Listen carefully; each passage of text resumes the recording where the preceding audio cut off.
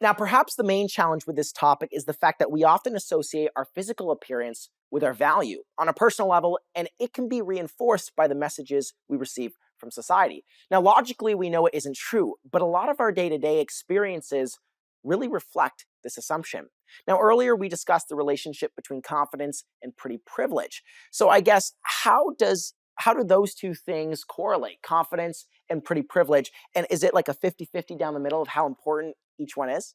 I would say that one, like, kind of, this is to a certain extent chicken and egg. So if you grow up being like a good looking person, you have a very different early experience of life where your confidence is going to be almost naturally higher because, the girl that I had a crush on in grade 5 liked me back, or whatever experiences you've had growing up, right? So I'd say we talk about like the glow up phase that some people have where all of a sudden they're treated very differently.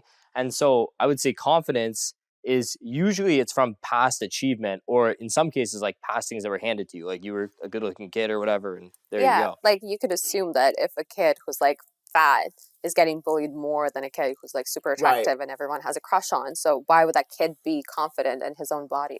It's almost like they have to, like, people who aren't naturally as attractive, I guess, in society's eyes, they would have to work on their confidence a little bit more. I guess from a let's motivate a little the people now. Let's just not, stay on the topic. But how do we help somebody build their confidence? How can somebody who maybe was bullied for being overweight back in elementary school, how can they begin to build more and more confidence?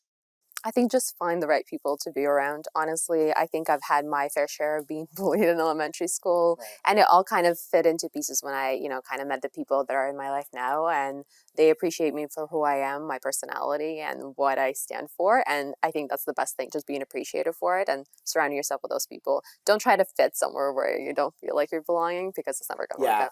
I totally agree with that. I guess you ask yourself also, how do people want to view you? Miranda, do you ever ask yourself that question? What's the answer? Well, being in an industry where obviously I'm trying to build relationships, you do think about the way that people view you, but I more so think about the way that I want to make people feel, how I want to make people feel like accepted and at ease and be kind to people. So that's more what I focus on.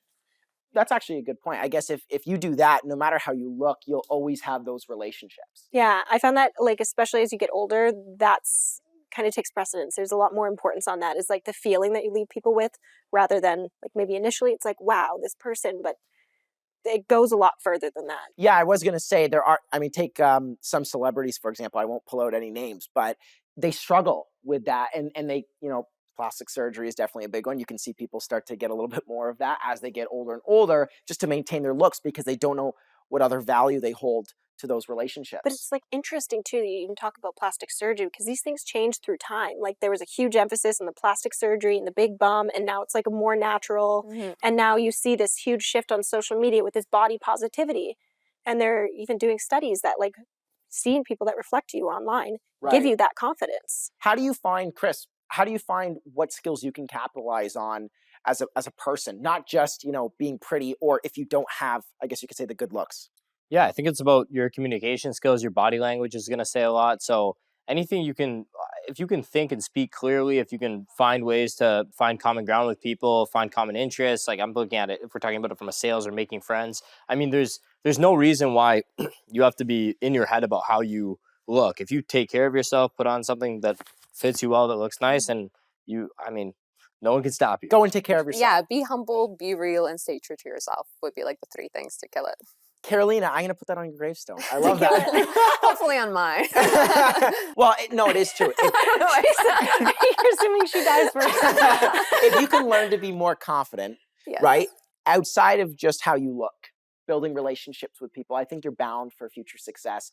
You make people feel more comfortable. It's the same book goes, How to Influence Friends and How to Win Friends and Influence People. How to Win Friends and Influence Others. I'ma rule the world, yeah.